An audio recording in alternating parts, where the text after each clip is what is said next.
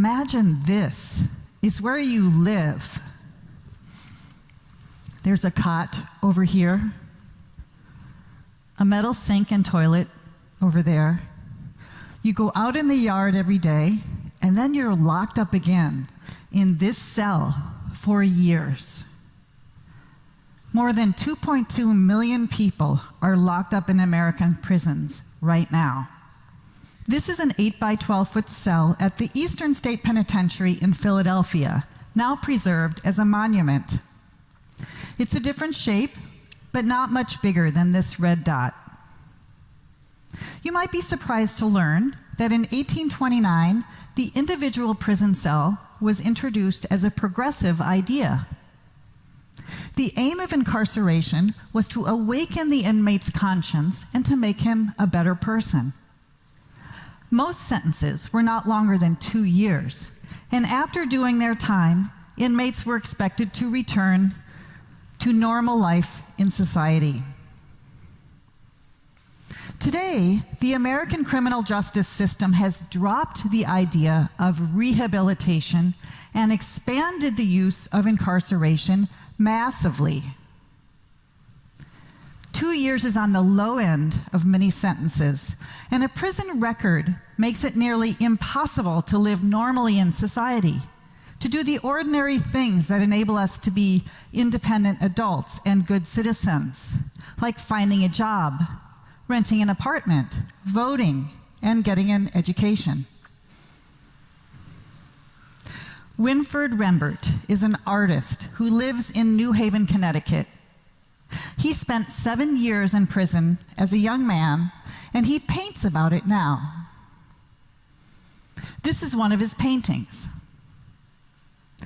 Rembert told me about life after prison. He said, "When you get out of prison, your life is over because your prison sentence follows you wherever you go."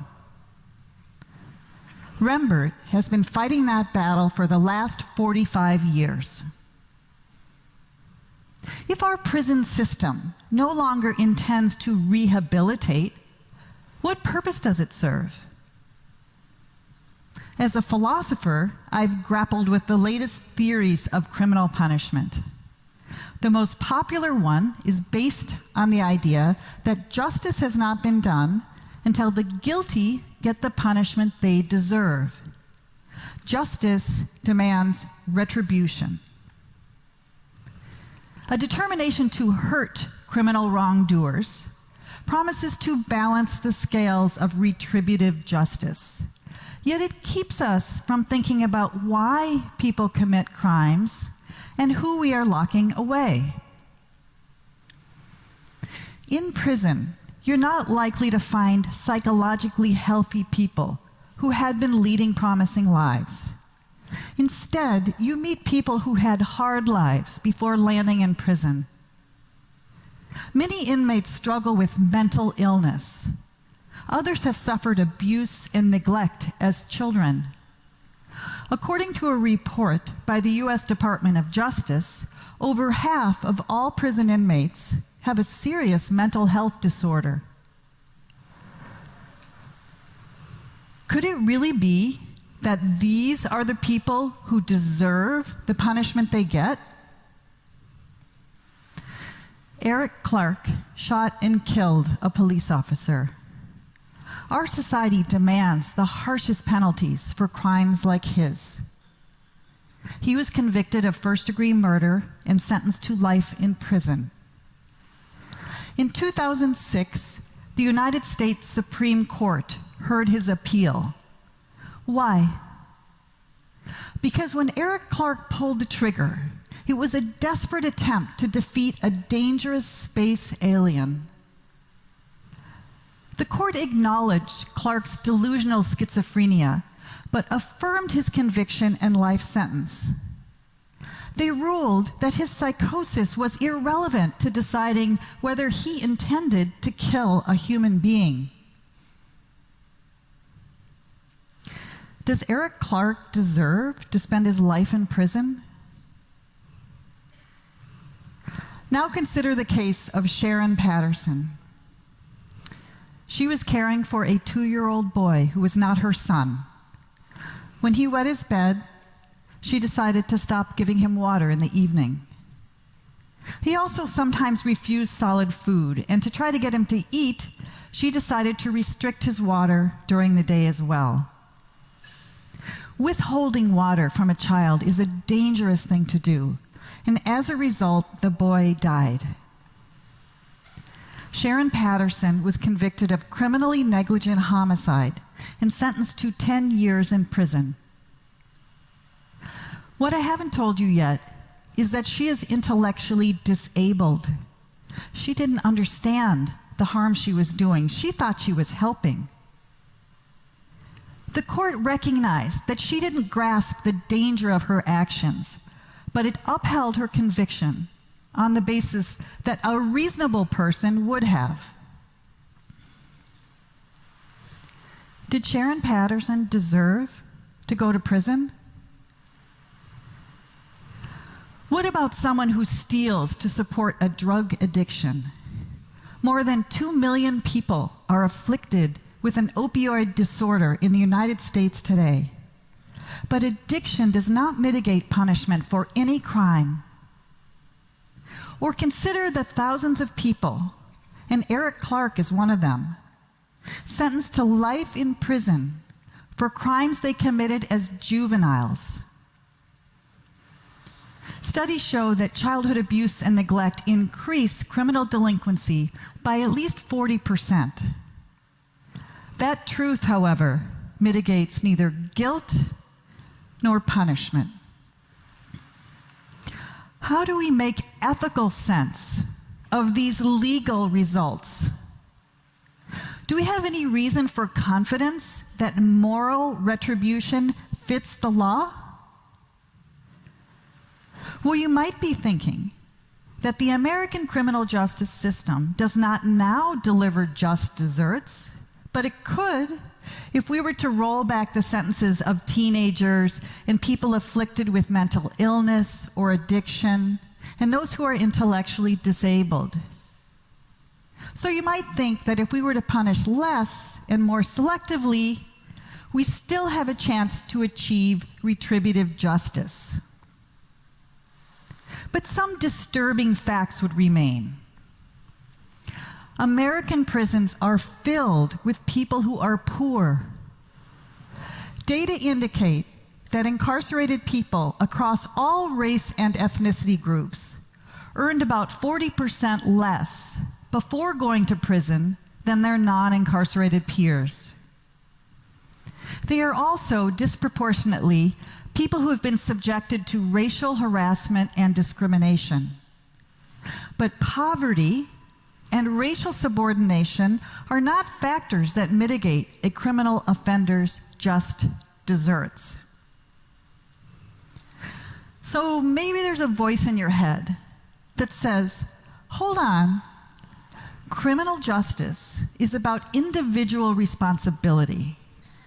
However unfair your social circumstances may be, you are responsible for your actions.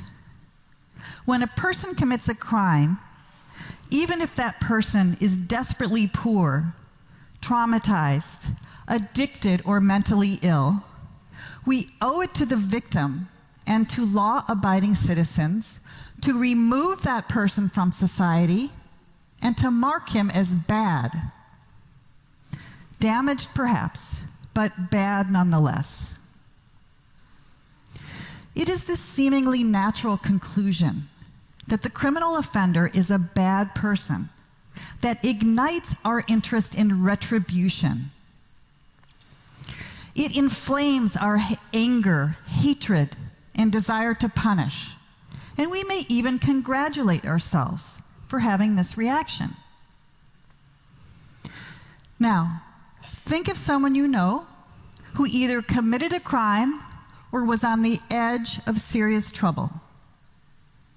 Maybe that person was your classmate, or your neighbor, or your child, or maybe even yourself, driving home from a dinner party after several glasses of wine.